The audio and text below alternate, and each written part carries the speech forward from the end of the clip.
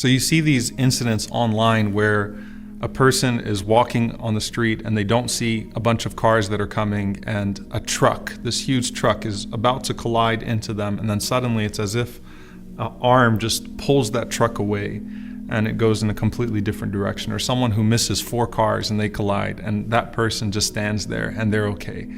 Or in some situations you see someone that is involved in a freak accident, and the guy that's jogging on the beach, and then suddenly a plane hits him while he's jogging on the beach, or something along those lines. And it's like you witness divine decree and precision. You witness that qadr of Allah subhanahu wa ta'ala, that perfect qadr of Allah. And then relate that to your own self. Sometimes you're on the highway and you're driving and you're supposed to be in a car accident.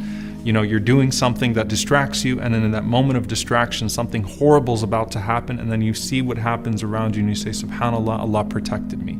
Those that have seen their children, fall, and if they would have fallen just a little bit differently, right, then it would have hit the back of their head, or this would have happened, or that would have happened, and it would have been catastrophic. All of these things that we witness in our lives obviously speak to the overwhelming power of Allah subhanahu wa ta'ala, but they have something to do with the angels as well. Allah subhanahu wa ta'ala says, لَهُ مُعَقِّبَاتٌ مِّن بَيْنِ يَدَيْهِ وَمِنْ خَلْفِهِ يَحْفَظُونَهُ مِنْ أَمْرِ اللَّهِ. That every single person has a guardian angel in front of them and behind them that protect them from the decree of Allah subhanahu wa ta'ala. Now that concept requires a lot of reflection. Number one, the mercy of Allah subhanahu wa ta'ala. We're always so paranoid about the devils, the shayateen, they're everywhere, the jinn. Every single human being has only one shaitan assigned to them and 4 angels assigned to them.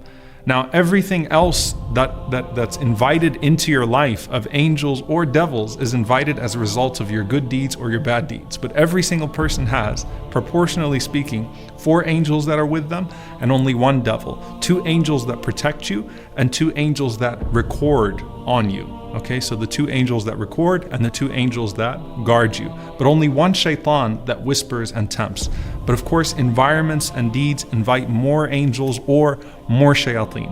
But what do those guardian angels do, and what role do they play in our lives? Number one, they're always with you. They're with you during the day. They're with you when you sleep at night. They are with you for the most significant and insignificant moments of qadr, moments of divine decree in your life. Mujahid rahimahullah ta'ala, he said that those angels protect you from any wild animal, from any riding animal, from any beast, from any person who wants to harm you. Even a naml fi udhunik, an ant that would be in your ear, if the decree is not upon you to be harmed, those angels will shoo away those bugs. They will push away those objects that are coming your way and protect you. Ali ibn Abi Talib radiyallahu ta'ala anhu, he said, when he was told that there was a tribe, the tribe of Murad, and they were planning to attack him, he said that they cannot harm me with anything unless Allah subhanahu wa ta'ala has decreed it, for Allah has set up guardian angels for each person.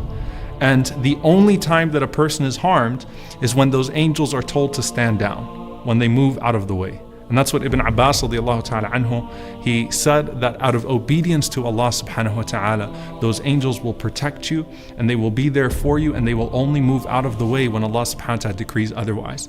And this is a powerful concept on an individual level, because you think about the story of the Prophet ﷺ and Jibreel alayhi salam protecting him from his enemies, or the Muslims in the Battle of Badr and the angels being sent in hundreds to protect them, to where the Muslims could even see that their enemies were being thrown off of their horses, and the sound of a whip crackling on someone, and they don't see the whip and they don't see who's actually doing it, but they were just seeing these things happen in front of them. Or the Prophet ﷺ talking about the end of times, where Dajjal would try to enter into Medina, but he would find angels at its gate that are protecting it from all directions.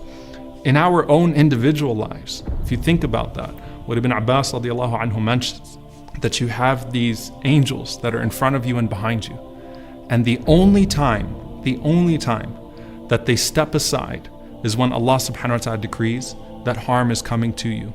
And that harm is what was decreed in the womb, also written by an angel, that your date of death, your lifespan, and that moment for you to go is now. And so those angels move aside when the decree of death comes your way, only for your soul to be transferred to another group of angels with the shroud either of paradise or the shroud of hellfire.